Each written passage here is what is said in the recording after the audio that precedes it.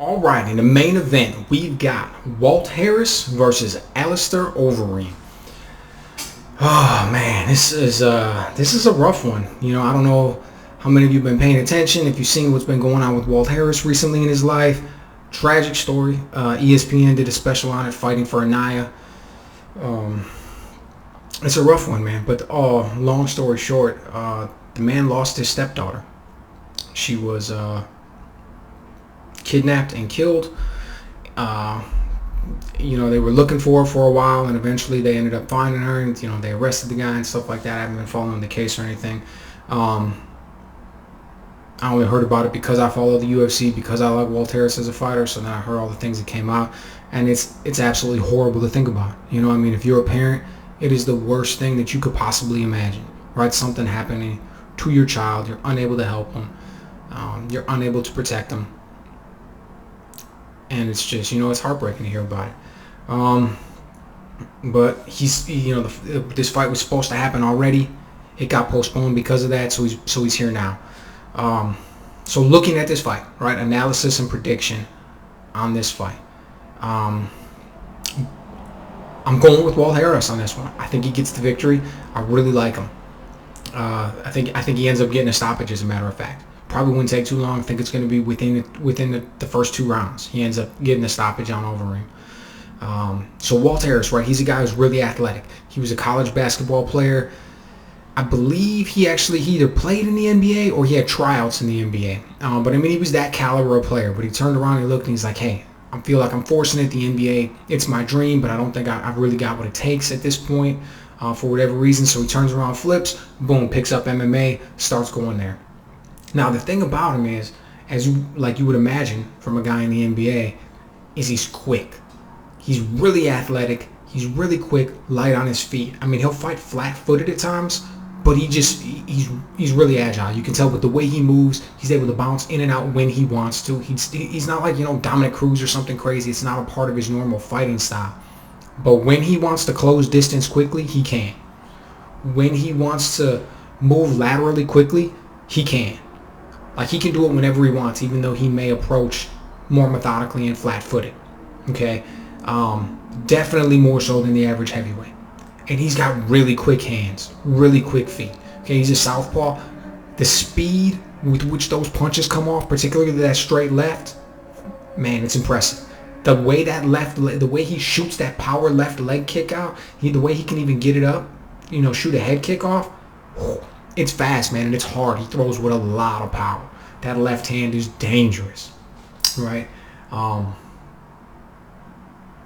He can make it happen. He's continually progressing. He started late in life, but you can tell that he's a fast learner. He's willing to learn, because every time you see him come out, you can see the improvements.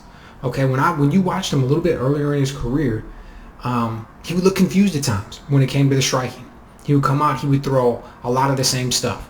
He would throw the right hook and a straight left hand. Right?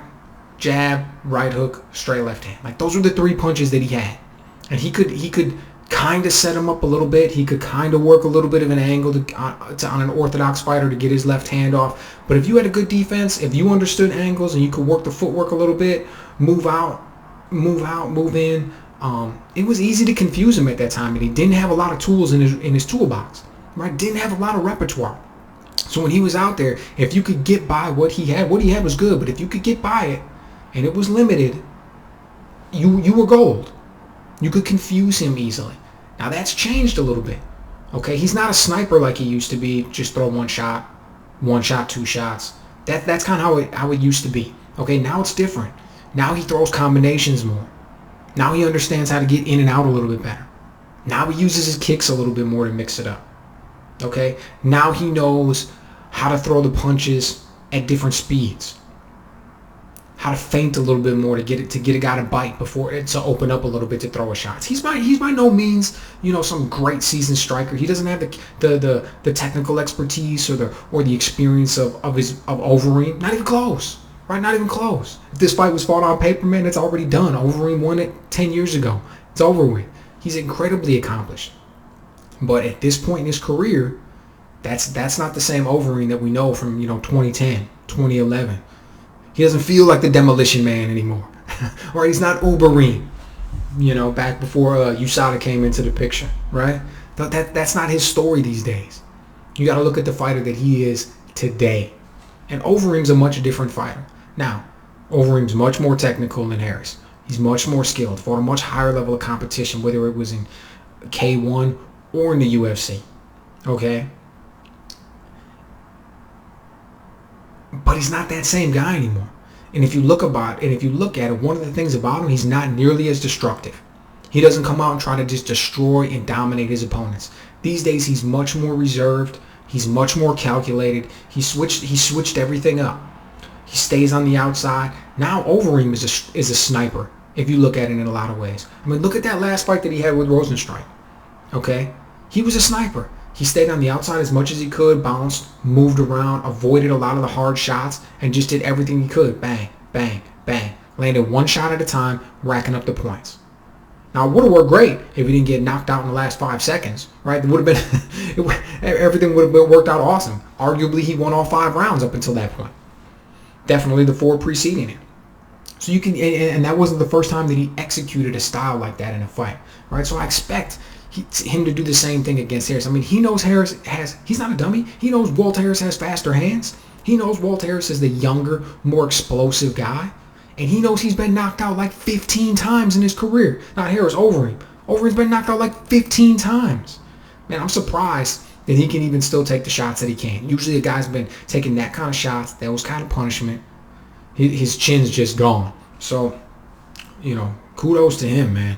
But he knows all those things. He's got a high fight IQ, right? Like he knows what he's doing. You don't make it this far in the game and win all the things that he's won without understanding all those things and really understanding how to fight multiple people, how to execute on your game plan and stop them from getting their shots off and all that kind of stuff. So that's why he's taken the style that he has now, and he's a sniper. So what I expect is to see exactly that. I expect him to come out as the more experienced, more technical striker. He's going to try and play on the outside. He'll probably throw like maybe a leg kick here or there, but he's mainly going to try and attack Walt, I think, one shot at a time, keeping his head off the center line every time he shoots, trying to circle out a lot, probably trying to take him into deep waters. Walt Harris has never been in those deep waters like that before. Probably try and test his cardio, things like that. But I don't think it's going to work. I think that'll be his game plan. And it'll work like maybe for a minute or two, but I think ultimately at the end of the day, what you're going to see happen here is I think you're going to see Walt open up with some big shots.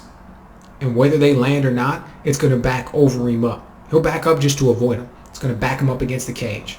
Okay? But Walt's got really fast hands. He's going to end up landing at least one of those shots. And one of the things that I've noticed about Overeem lately is when he gets caught with a shot, he will back up against the fence and go into a shell.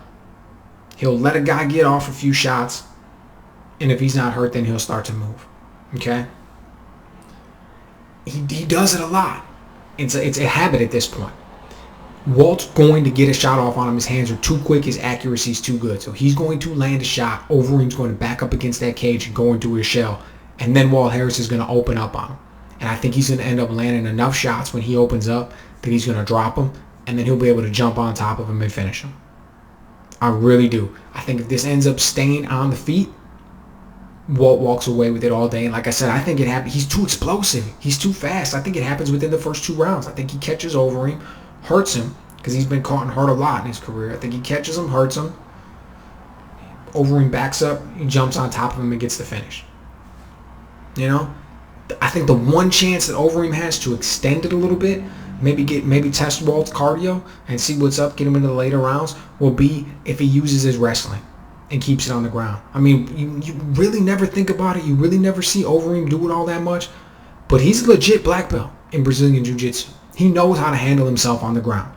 That's number one. And number two, he's taken down a lot of guys before. He's actually got good timing. He doesn't use it much, but when he decides to use it, he knows how to wrestle. So if he goes in there and he decides, hey, you know what?